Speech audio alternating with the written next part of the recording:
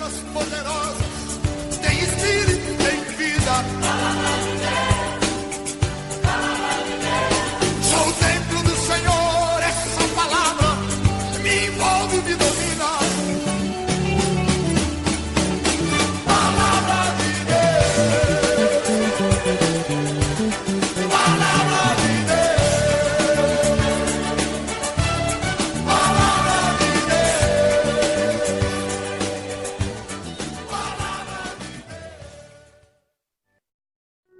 Olá amigo, olá amiga, graça e paz seja sobre a sua vida, sobre a sua casa, sobre a sua família.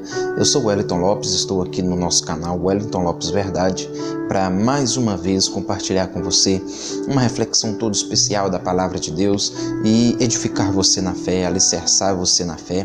E nessa oportunidade, eu acredito que após você refletir comigo nessa palavra que eu tenho para te entregar hoje da parte de Deus, o seu espírito vai estar mais leve, a sua alma vai estar mais saltitante dentro de você, porque afinal de contas eu estou aqui para falar de um Deus que é maravilhoso, que é poderoso, que é grandioso e que pode todas as coisas na vida daqueles que acreditam nele de corpo, alma e espírito. Eclesiastes, capítulo de número 12 e o versículo 1 diz assim: lembra-te do teu Criador nos dias da tua mocidade, antes que venham os maus dias e cheguem os anos dos quais venhas a dizer: não tenho neles contentamento.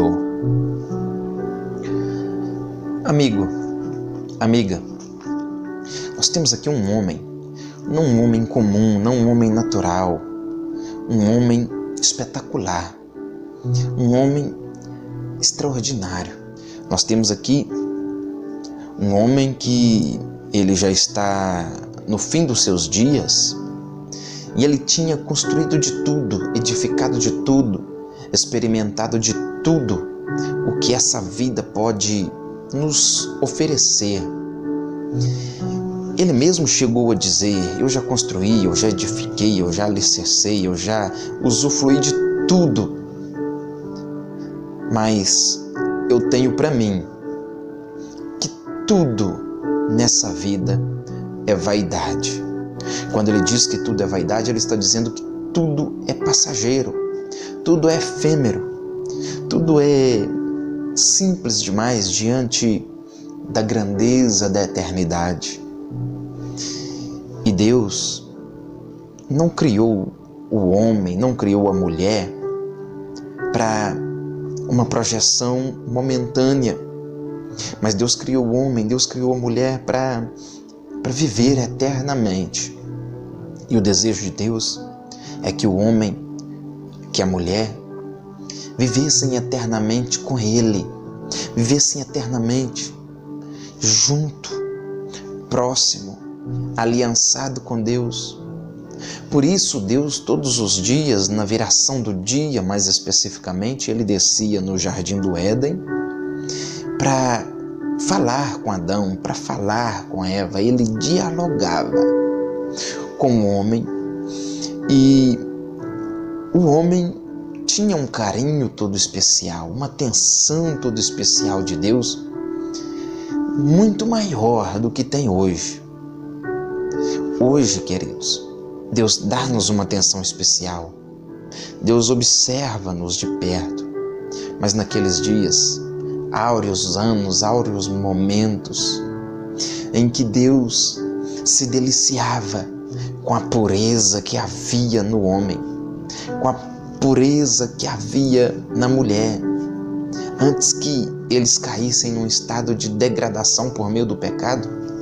Eles carregavam a pureza, eles eram a expressão máxima da pureza de Deus no mundo físico, porque ali estava a matéria, o barro,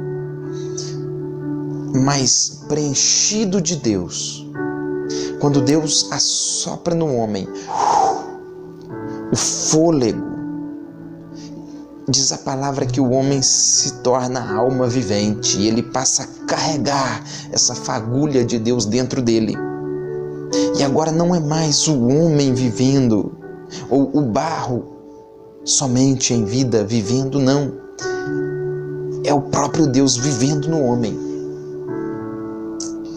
Isso porque o homem era puro, não tinha contaminação, não tinha pecado, tinha sido criado uma projeção extraordinária de Deus. Mas o percalço do pecado aconteceu. Quando isso acontece, Deus entristece, mas Ele projeta um plano de restauração. Já em Gênesis 3, versículo 15, Ele deixa ali o indício de como seria essa restauração por meio de Jesus Cristo. Da perspectiva de Salomão, este homem sábio, esse homem extraordinário, que, como eu disse e repito, ele já tinha construído uma história, tinha edificado, alicerçado.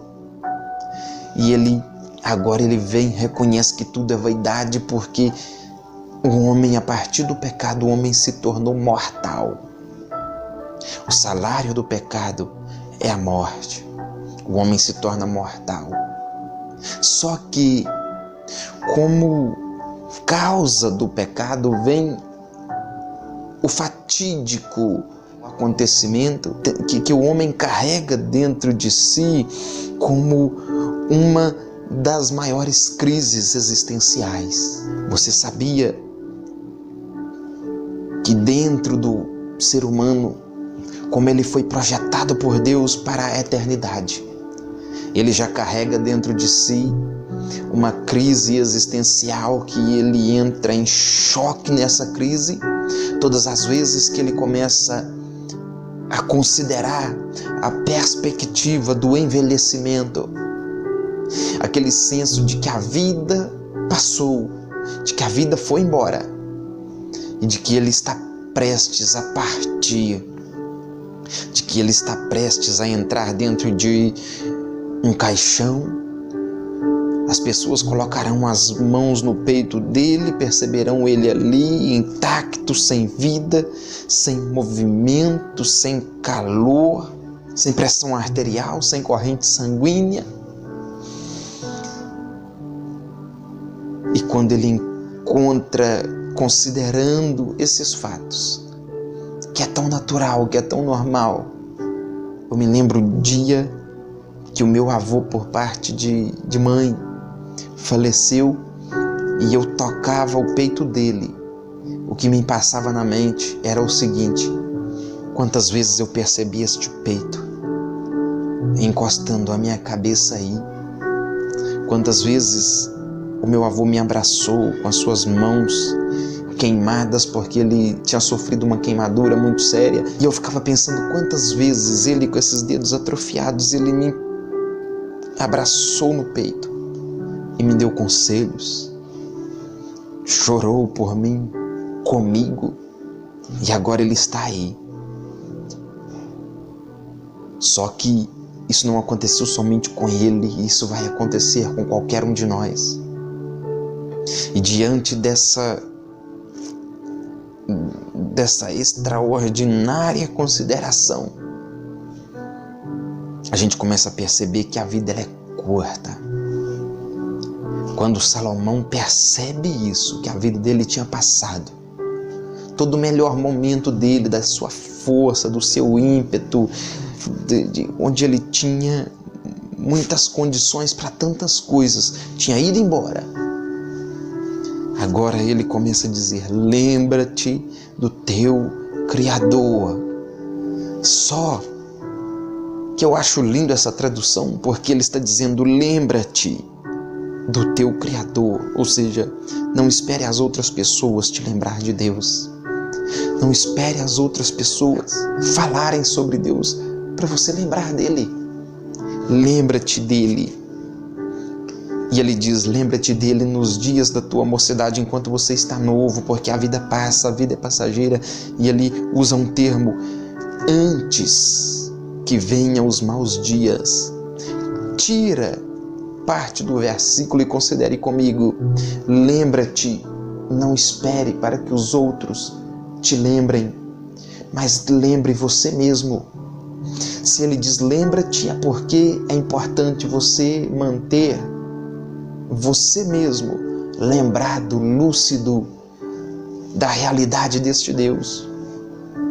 E ele diz: lembra-te, porque você, tanto quanto eu, tanto quanto ele, tanto quanto qualquer ser humano, tem uma facilidade muito grande, infelizmente, de esquecer de Deus. Eu lembro do povo caminhando pelo deserto, o povo de Israel, e de repente, o mesmo povo que tinha visto o mar abrir recentemente, com a mão poderosa de Deus tirando eles de dentro do Egito, da casa da escravidão,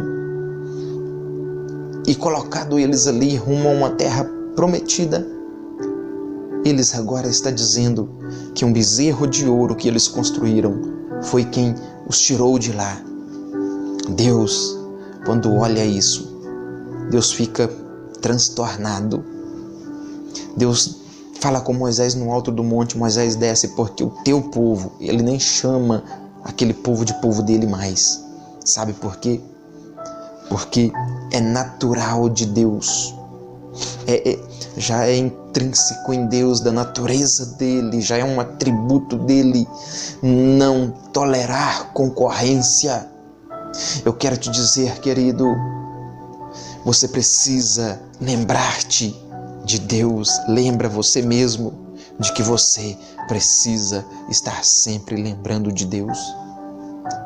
E lembra dele antes que venham os maus, antes que aconteça alguma coisa, uma tragédia, e você acorde: puxa vida, agora eu lembro de Deus. Não espere acontecer uma tragédia, não espere acontecer algo ruim, não espere acontecer um episódio de choro, não espere acontecer um episódio de lágrima, de angústia, de tristeza, de sofrimento, de solidão, para você lembrar de Deus. Lembra-te de Deus agora. Lembra-te de Deus antes que venham os maus dias. Maus dias, infelizmente, acontecem na vida de todo ser humano. Se os maus dias não vierem por causa da velhice, os maus dias virão por causa dos problemas, das adversidades, das aflições da vida. Mas você precisa lembrar-te de Deus. Não corra esse risco de esquecer de Deus. Os sábios já dizem: nós sem Deus não somos nada, embora Deus sem nós, Ele continua sendo Deus. Mas nós sem Deus não somos ninguém. Você sem Deus não é nada. Você sem Deus não é ninguém. Você precisa considerar essa verdade, querido. Você precisa considerar essa verdade, querida. Vai ficar esperando até quando para você começar a dar passos em direção a Deus? Vai esperar a sua vida passar e fazer como tantos que esperam? Não, vamos esperar, e a vida vai passando, e quando ele dá de cara com a morte, é tarde demais. Deus já sabe o momento que ele vai te recolher, e é por isso que ele instrui-nos a meditar nessa verdade. Lembra-te dele agora, não deixe para depois. Eu quero aproveitar esse instante, não quero estender muito para o vídeo não ficar muito grande, mas eu poderia dissertar para você aqui horas a fio acerca da grandeza desse Deus e da nossa pequenez, da nossa necessidade de buscar a Ele em todo o tempo. Mas eu quero fazer uma oração para abençoar você e te dizer: lembra-te de Deus agora, não deixe para depois. Curve a sua cabeça, põe a sua mão no seu monitor e vem comigo para este momento de interatividade com Deus através da sua oração. Querido Deus e Pai, uma vez mais estou aqui, Senhor, grato ao Senhor por essa pessoa que está aí do outro lado. Este homem, essa mulher, esse jovem, essa jovem, essa criança, esse adolescente. Senhor, talvez ele me ouvindo, ela me ouvindo a refletir na sua palavra. Precisamos lembrar de Deus antes que venham os maus dias. Talvez eles aí do outro lado estão pensando assim: mas Wellington, Eu já estou passando por um período mau. Eu já estou passando por um período difícil. Não é bom o que eu estou vivendo. Senhor, mostre para ele, mostre para ela a esperança. Mostre para ele, mostre para ela que o Senhor se faz presente em todo o tempo. Que o Senhor não espera nós buscarmos ao Senhor para o Senhor marcar presença em nossa vida. Está escrito na sua palavra que nem fugir de ti tem como, porque a sua presença enche todo o grande universo. Ó Deus, aponte para ele uma esperança, mostre para ela uma esperança. Faça com que eles entendam que o Senhor os ama, que o Senhor os quer perto. Talvez o mal que o Senhor permitiu acontecer, a luta, a aflição, o sofrimento que o Senhor permitiu acontecer, é até para isso, para que ele desse atenção a essas palavras, porque na sua grande maioria o nosso coração, ele é muito duro, ele é muito endurecido e ele não para sensibilizar diante da tua grandeza. Mas Senhor, toca ele, toca ela, restaura ele desse sofrimento, restaura ela desse sofrimento e dá vida plena de paz. Recupere-o, recupere-a, sinta o toque das mãos do Altíssimo, te tirando deste quadro de dor, te restaurando desse quadro de enfermidade, te restaurando desse quadro de tristeza e dizendo para você: eu tão somente permiti tudo isso te acontecer para que você parasse para falar comigo, para interagir comigo e para me clamar, para que eu possa marcar presença e fazer parte da tua vida. Que a graça e que a paz de Cristo repouse sobre o seu coração e que Deus te abençoe e não te falte com a presença gloriosa dele.